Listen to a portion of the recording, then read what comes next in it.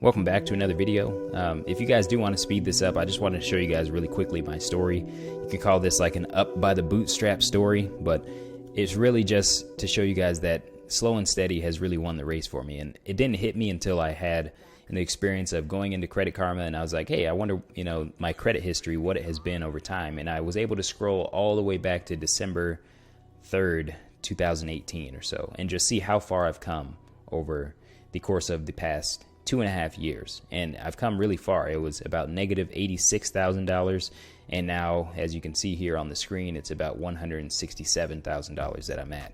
And it's funny, I was recently doing the math on how much do I actually need to retire, and based on if I assume no house payment, I only need about $320,000 to do that. So assuming I paid off my house, I'm actually really close to being, quote unquote retired, which I don't want to actually retire because I think that I can go and do some more fulfilling work if I don't actually have to work for money. If I'm doing work for essentially, if I'm doing the type of work that I actually enjoy to do and find fulfilling. So I don't think I'll actually ever stop working. I think that's unhealthy. We're designed to work. We're designed to contribute. We're social beings. But anyways, hopefully you guys enjoy this history. So let's get into it. I just want to show you guys, not to show off or something like that. Right now it's at 782. I'm going to scroll past the addresses there. And you see all the credit accounts closed. So we see the auto loan, Toyota closed, BECU, that was one that I got. It was also an auto loan closed. We'll tell the story of all of this. Credit cards, all of them zero balance. So that wasn't like that. I mean, I think it was like that at the beginning of what I'm going to show you guys, which is 2018. But the mortgage sitting at 246. So didn't have a house when I started all this. And then all of these student loans closed. So I know that a lot of people out there, and then we've got 4 hard inquiries down here. Actually, this Capital One, I'm gonna probably apply for another credit card on June 2021, just because I can get another intro bonus and get some miles and go take a trip or something. So anyways, all that to say, things look pretty good now. I've got the net worth spreadsheet up right here, and like I said, none of this stuff is like to brag. It's just to show where I'm at now, and it's kind of hard to put it into perspective until you actually go back and look back. So we got all the accounts going. We got the retirement accounts going, and the net worth is sitting at 167 positive. But where I started was, if you actually account for the amount of credit card debt that I had to pay off before I started, it was about negative 90,000, but it was about 86,000 when I came back from training. So let's scroll down here, down to December 3rd, 2018. Now this is right before I actually bought my house. So we see the credit score there, 678. So it was a lot lower. Not that that is necessarily a measure of wealth, but we see the car payment there. 43,000 was what I owed on the car. So the way that I ended up getting rid of that was that I ended up selling that car. All the credit cards down here, I mean, there's some balances on it, but that's not really super. Those are just coincidentally balanced at the time. But I had more credit card balance at the time earlier when I first got out of school, because that's how I survived school to getting a job.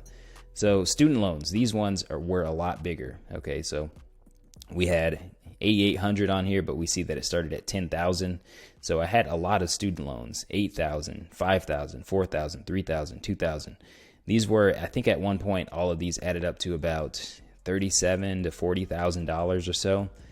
And then we go down further, and I think that's about it for here. So we had a bunch of student loans. So all that to say, I had a bunch of debt basically 2.5 years ago, paid it off, and now I'm able to build up a lot of assets. So basically what I'm trying to communicate with this video, let's go to a year later, December 2019. So this is a year after. So credit score has gone up to 731, paid the Toyota motor, which I switched the cars out down to 15,000. So we went from 43,000 to 15,000.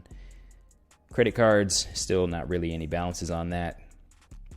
And some of the student loans were a lot lower. There were 3 that were closed out. So I had paid off the 8,000 and the 5,000 at this point. So the student loans are going away. The car payments are going away after a year. So this stuff didn't happen overnight. All right, so now we're in May 2020. This is about a year and a half after I had all of that debt, the 43,000 and then about the 37,000 or 40,000 in student loans. So we see the car's paid off about a year and a half later. That's a lot of time, a lot of sacrifice. Credit cards basically still zero. Caliber home loans still in good standing, and then I was almost done with paying off my student loans. I believe I paid off my student loans sometime in September or something like that in 2020.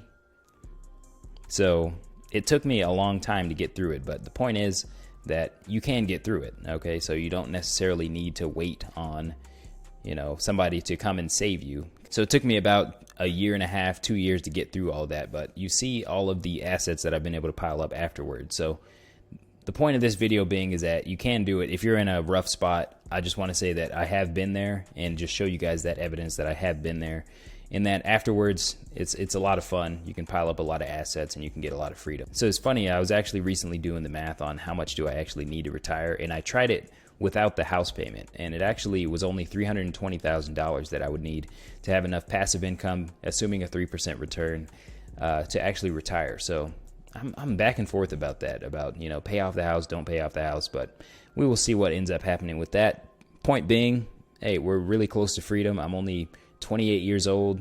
It could easily be free by 35 rather.